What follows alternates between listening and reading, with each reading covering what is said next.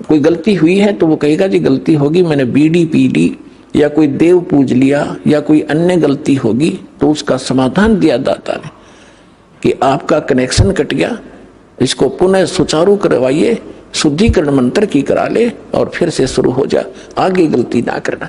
तो ये थोड़ा सा ऑप्शन इसलिए लिया परमात्मा ने कि इस काल ने पूरे मानव को अज्ञान से भर रखा है और एक परिवार में एक या दो ही परमात्मा का बच्चा प्रथम आता है और वो कोई ना कोई ऐसी समस्या उसके आगे अड़ ही जाती है जिस कारण से संघर्ष करते करते भी गलती बन जाती है।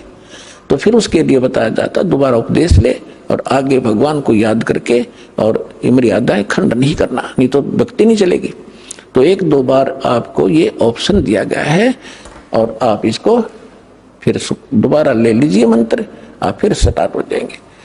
जैसे किसी का मंत्र खंड हो जाता है, दूर देश में बैठा है और उसका जहाँ फोन आता है, प्रार्थना होती है तो उसका मंत्र खंड भी होता है, तो भक्ति बंद नहीं करनी चाहिए उसने, क्योंकि उसने नोइंगली नहीं कर रखी। तो फिर उसका जो डिपॉजिट होगी भक्ति वो सुचारू कर दी जाएगी, वो उस ओरिजिनल अकाउंट में आपकी आ जाएगी। जैसे बैंक में कई बार पैसे डाल दिए जाते हैं, कोई नंबर अकाउंट का गलत हो जाता है, बाकी एड्रेस सही है, तो फिर जाकर उसको शुद्ध करा लिया जाता है और मूल अकाउंट में आ जाता है फिर वो। तो ऐसे आप कई एक भगत कह रहा था जी मेरे को ना किसी ने बारात में गया हुआ था और कैंपा कोला में बियर डाल दी, मेरा नाम खंड हो गया। उसके घर वाले कह रहे थे जो फिर शराब पीने लग गया। फिर वो आया, जब उससे पूछा भाई ऐसी गलती क्यों करी, कहने लगा जी मेरे साथ ऐसे ऐसे धोखा हो गया। फिर मैंने सोचा टूटता गया पी ले छक्के कोई बात हुई है मूर्ख आदमी। अब जैसे किसी के पैर पे गलती से कोई पत्थर गिर गया और उंगली का चोट लाएगी तो सारे टांग ने तोड़ ले, फिर टूटता गई है थोड़ी सी, है बिना अकल की बात तुम्हारी। तो उसको ऐसा नहीं करना चाहिए। वो खंड आपने किया नहीं, किसी कारण से हो गया तो वो खंड भी नहीं होता ऐसे। अगर किसी ने आपके साथ धोखा किया है तो आपका नाम खंडित नहीं हुआ। फिर भी शंका बनी है तो सुचारू करवा लीजिए, वो कोई दिक्कत नहीं।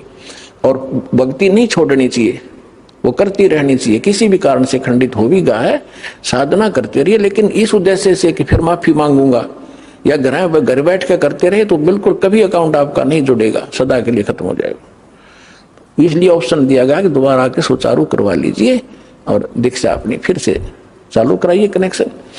तो परमात्मा ने बताया है कि गुरु मानुष कर जानन ते नर कहिए अंध, महादुखी संसार में फिर आ गए यम के फंद। अब गुरु जी के सामने कैसे व्यवहार करें, कोई अभिमान शब्द नहीं मुख से निकले। जिन बातों से गुरु दुख पावे उन बातों को दूर भगावे। जिन बातों गुरु किन बातों से दुख पाओगा, आप कोई गलती कर रहे होगे या कोई मर्यादा भंग करते हो, हमारे अनुकूल नहीं चल रहे हो तो गुरु जी दुखी होते हैं। इसलिए उन बातों को तुरंत त्याग देना चाहिए जिससे गुरु दुख हो। गुरु दुखी तो भगवान दुखी, और भगवान दुखी होगा तो काहे के भक्तम। तो यहाँ कहते हैं गुरु मानुष कर जानते ते नर कहीं है अंध, वो दुखी संसार में फिर आगे काल के फंद।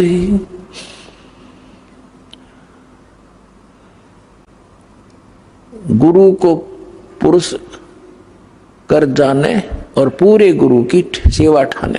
तो जो प्रसंग चल रहा है कि